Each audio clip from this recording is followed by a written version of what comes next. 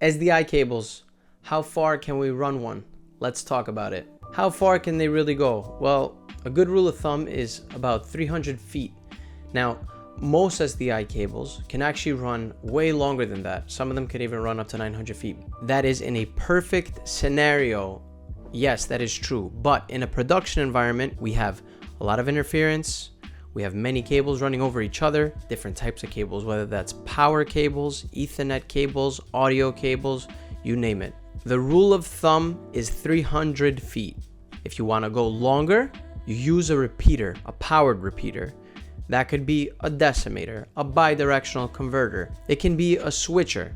If you want to have peace of mind without thinking about the cable runs and thinking about the rest of the production, focusing on the talent, talking to clients, whatever the case, 300 feet repeater, unless you want to go fiber, but we're not going to talk about that in this video. Fiber can run way longer than that. So to recap, rule of thumb, 300 feet, you need to run longer, powered repeater, and then 300 feet again, powered repeater, 300 feet again. So what does that limitation even look like? Sometimes it can be video artifacts popping up on screen. It can be signal loss, video flickering, and much more.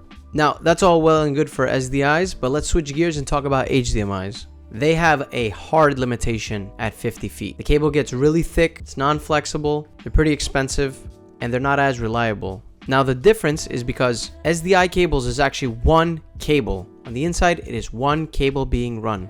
For HDMI cables, there's actually 19 different cables running through. That puts a hard limitation on how far you can actually run a signal. With HDMI cables, it's the same experience. So if you want to go 50 feet and then 50 feet again, you use a powered repeater.